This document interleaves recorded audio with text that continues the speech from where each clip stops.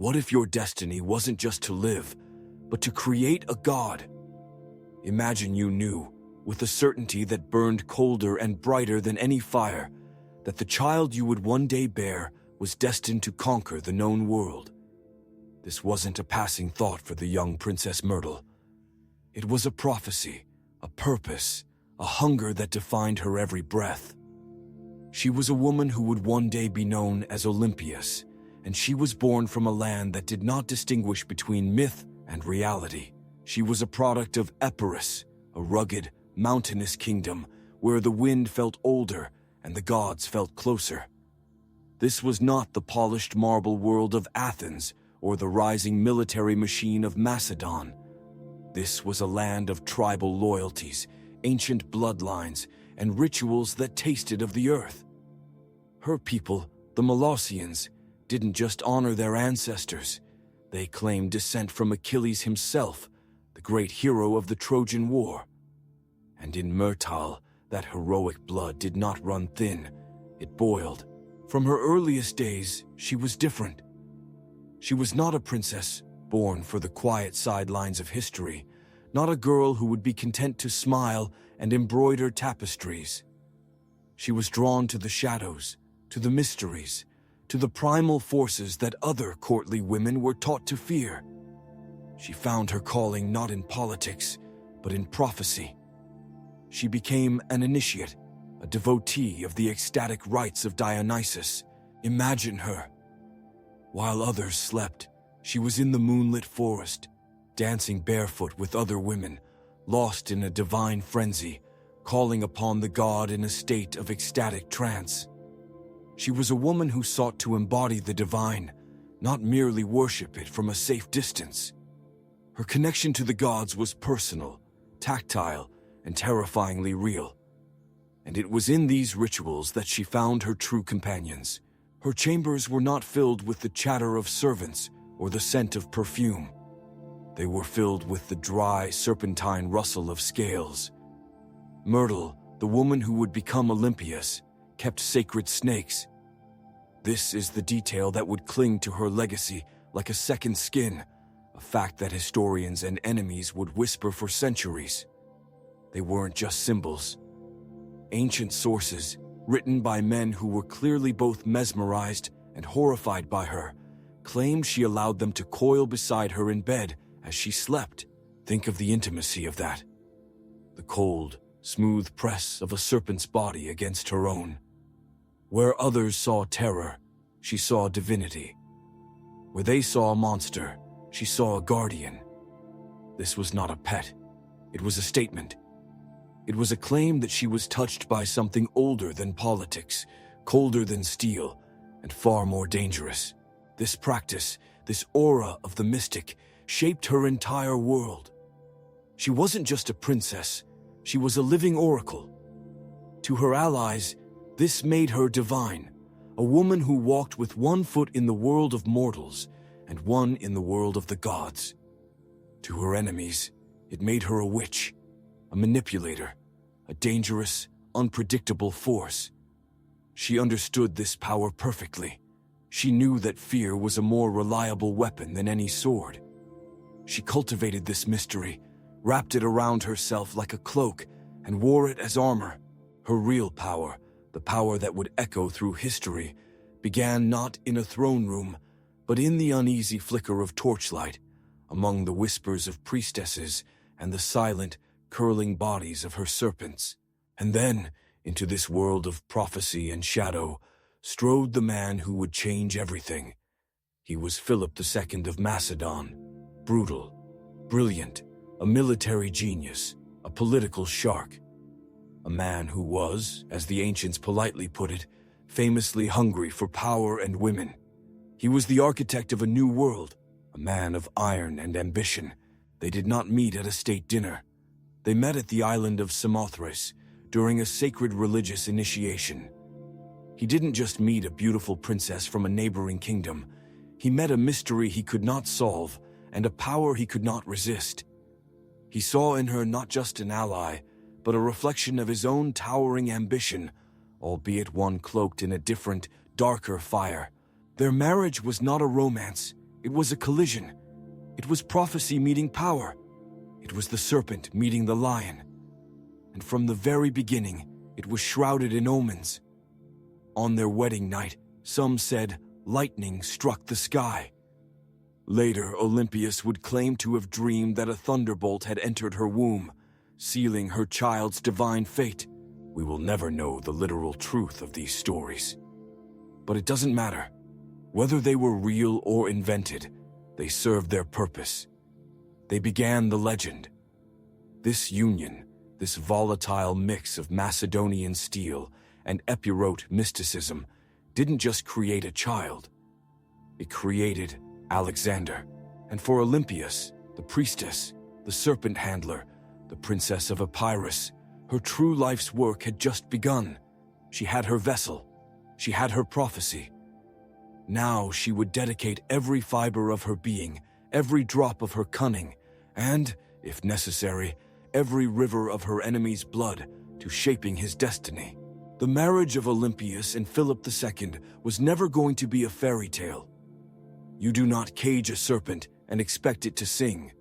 This was a collision of prophecy, pride, and a deep, simmering paranoia.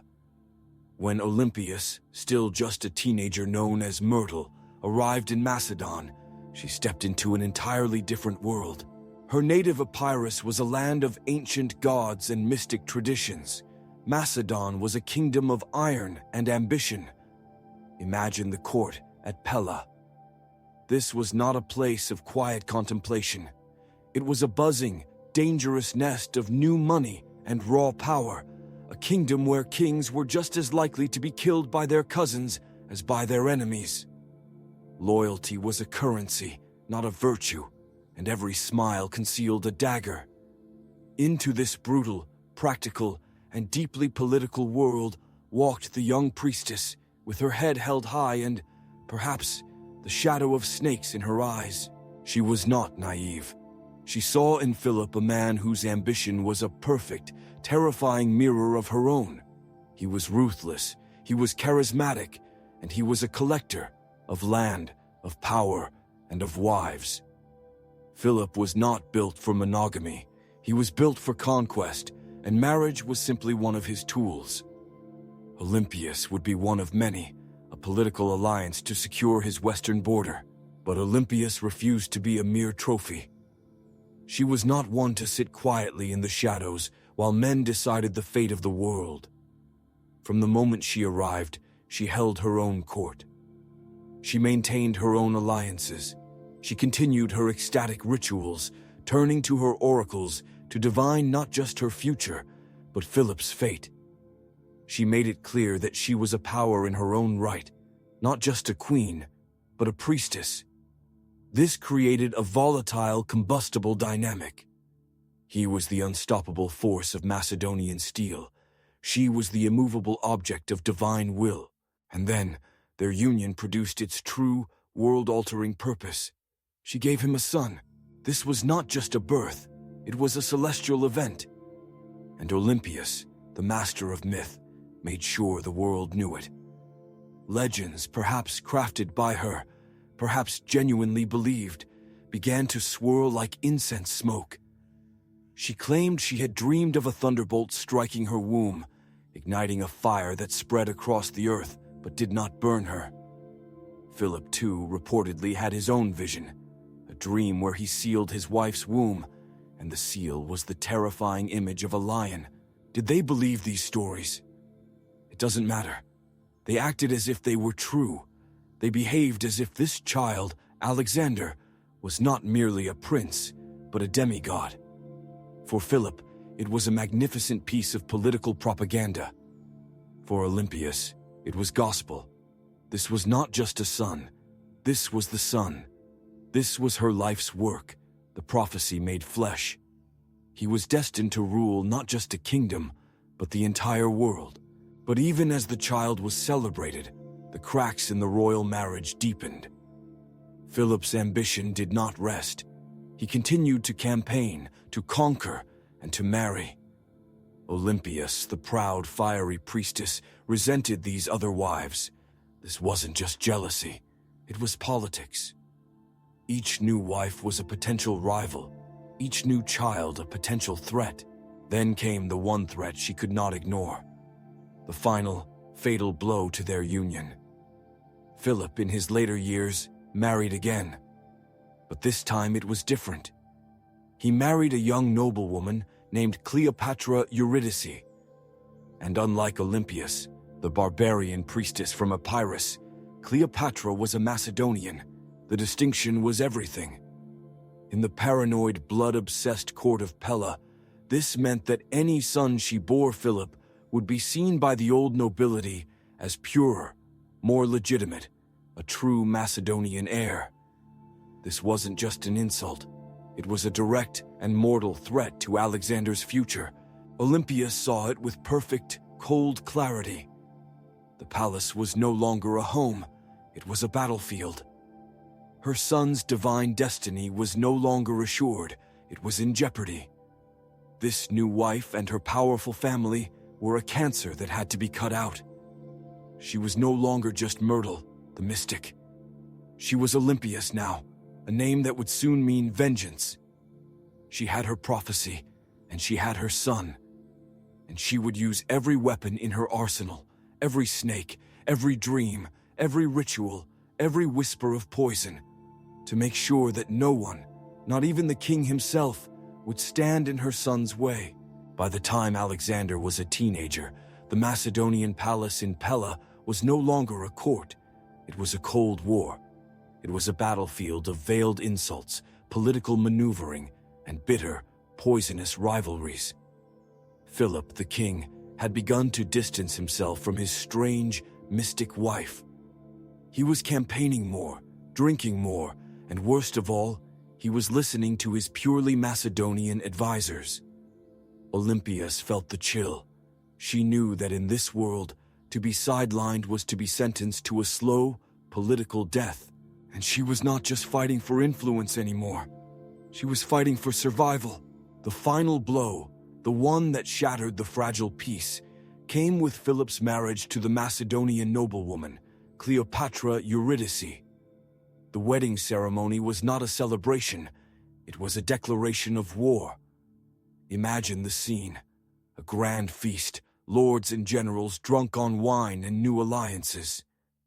Attalus, the bride's uncle and one of Philip's top generals, stood to give a toast.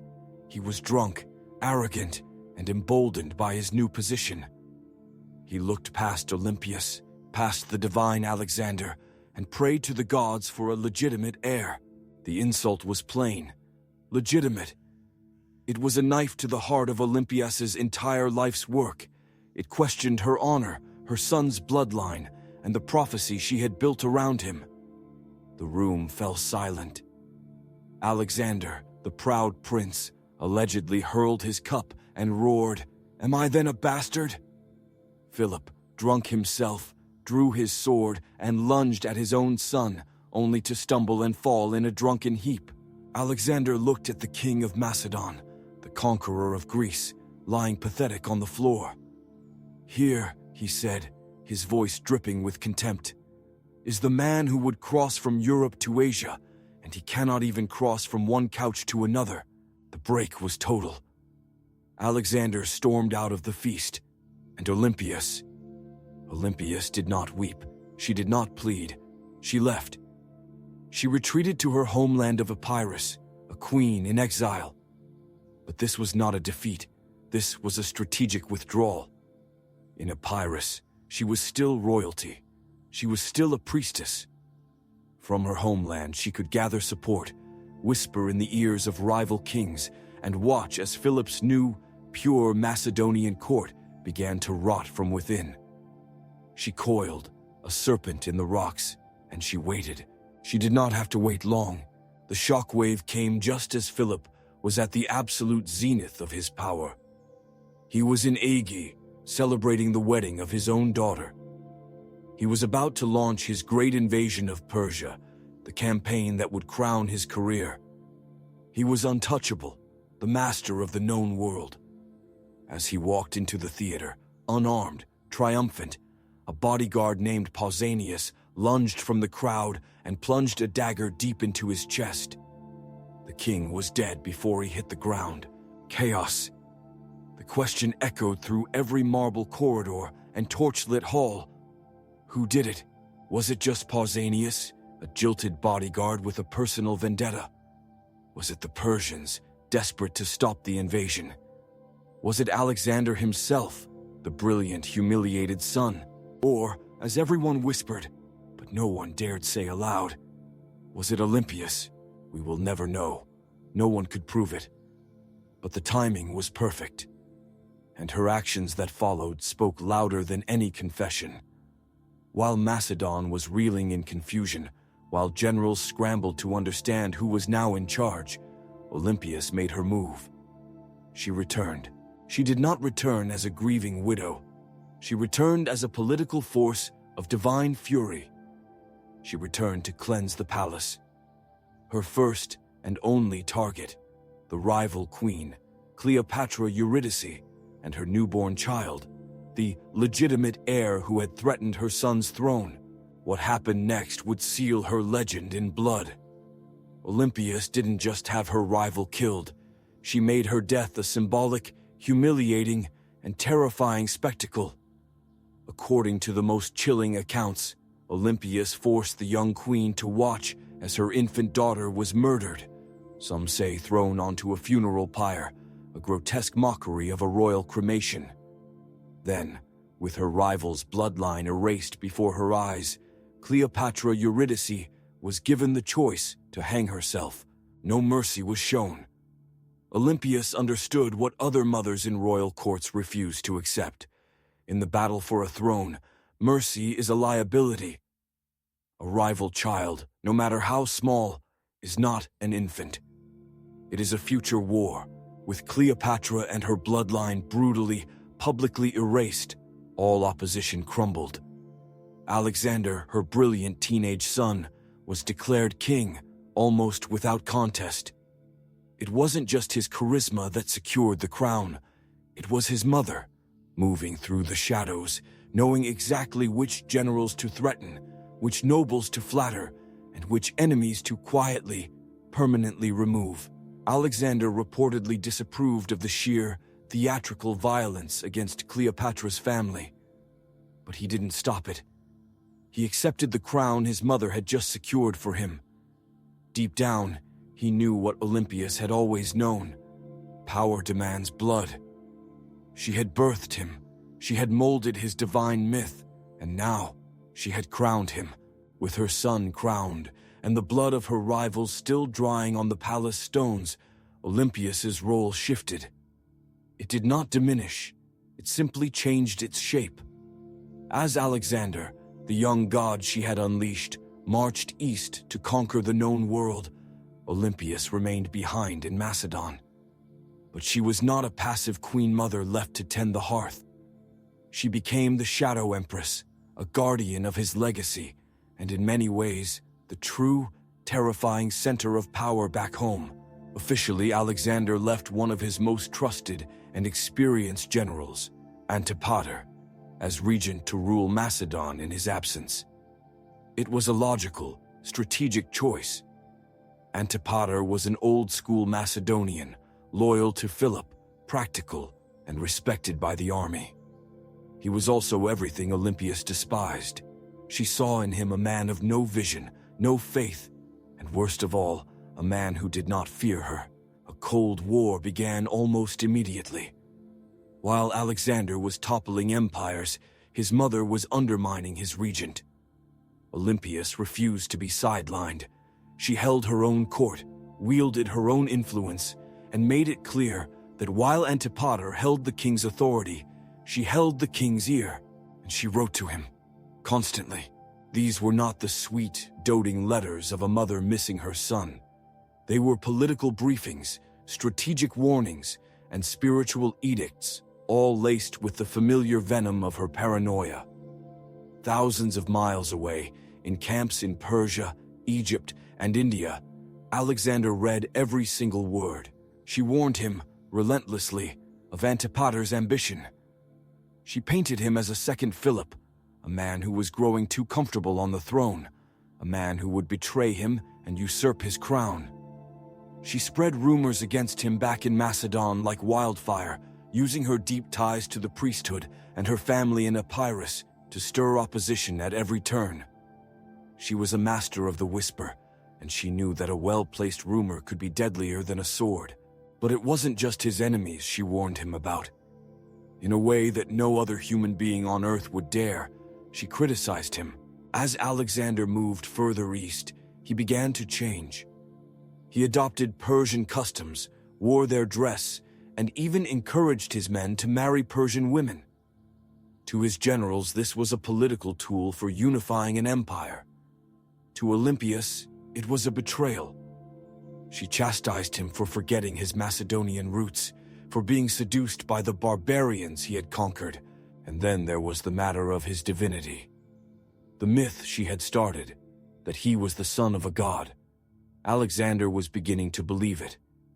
He had visited the oracle at Siwa in Egypt, who had confirmed him as the son of Zeus Ammon. He began to demand that his Greek subjects worship him as a living god. Olympias was furious. In her letters, she scolded him.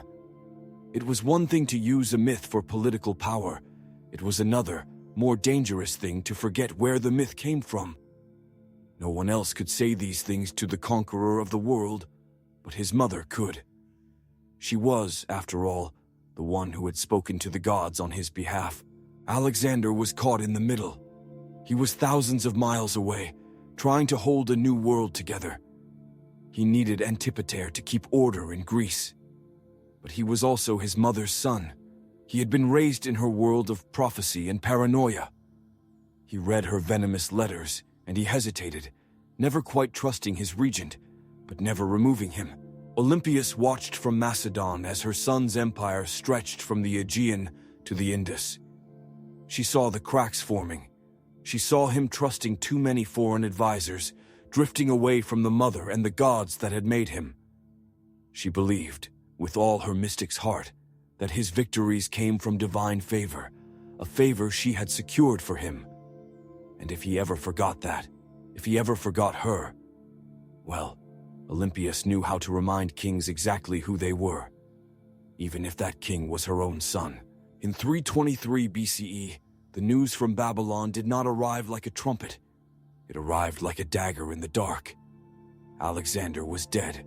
For Olympias, this was not just the loss of a son. It was the collapse of the world. It was the end of the prophecy. The divine storm she had prophesied, raised, and unleashed upon the earth was gone.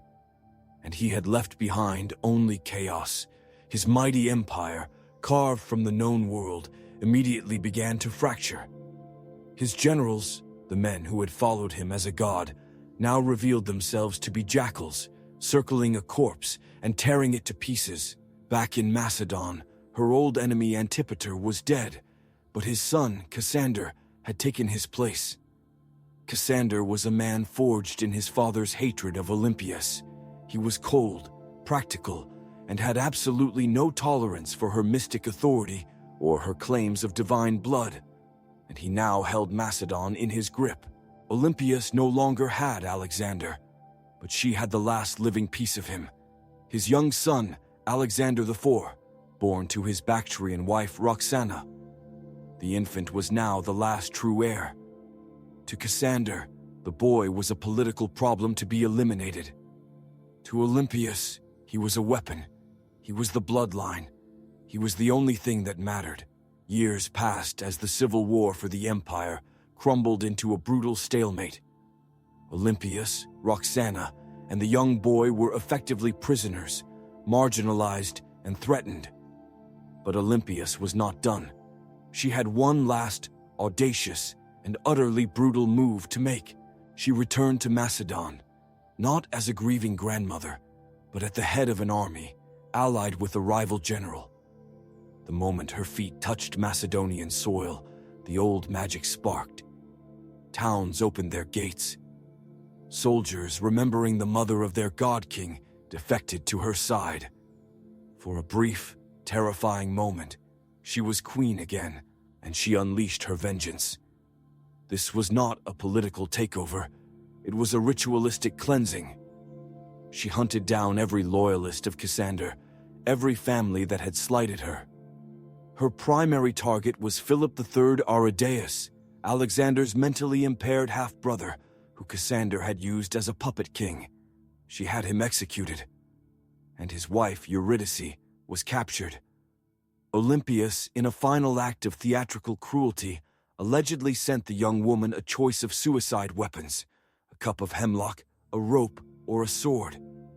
Eurydice, defiant, used her own girdle to hang herself. The message was clear. Only the blood of Alexander had the right to rule. Everyone else was a pretender, and all pretenders would die. But this brutal purge, this orgy of vengeance, was a fatal overstep. She had ruled by fear for too long, and Macedon was tired of it. Cassander returned, not with a small force, but with a true army, fueled by the outrage of the families she had just destroyed. Her allies vanished. The soldiers who had flocked to her faded away. The tide turned with shocking speed. Olympias, the Serpent Queen, found herself isolated, cornered, and besieged in the coastal fortress of Pydna. For nearly a year she endured. She was no longer a priestess or a queen. She was a target. Cut off, surrounded, starving. Yet even as disease and hunger ravaged her followers, Olympias did not beg. She did not plead. She carried herself to the very end, not as a prisoner, but as the mother of a god. Cassander knew that killing her was dangerous. She was still wrapped in myth. So he offered her terms: surrender, and her life would be spared. Olympias, knowing the promise was ash, had no choice. Her garrison broke. She was handed over. Cassander, the ultimate pragmatist, did not kill her himself. That would be blasphemy. Instead, he turned her over to a public assembly of the families of those she had executed. They dutifully condemned her to death. But when the appointed executioners entered her chamber, they stopped. There she stood, a frail old woman, unarmed, regal, her eyes fixed on them. These were Macedonian men. They had grown up with her legend. They had cheered her son. They saw not a prisoner, but the mother of Alexander, and they faltered. Not a single man had the courage to swing the sword. Her myth was armor, even in the end. Furious, Cassander sent others, foreigners, men who had no memory of her power, only orders to follow. They struck her down. She died not on a throne, but in the dust. With her, the last real power of Alexander's bloodline was snuffed out. The serpent was finally still. She was a witch, a murderer, a zealot, and a political genius. But above all, she was a mother who saw her son as a god and was willing to burn the world to prove it. She didn't just give birth to a legend. She was its chief architect, its first priestess, and its final bloody guardian. For more stories that walk the line between history and myth, join our community and continue the journey with us.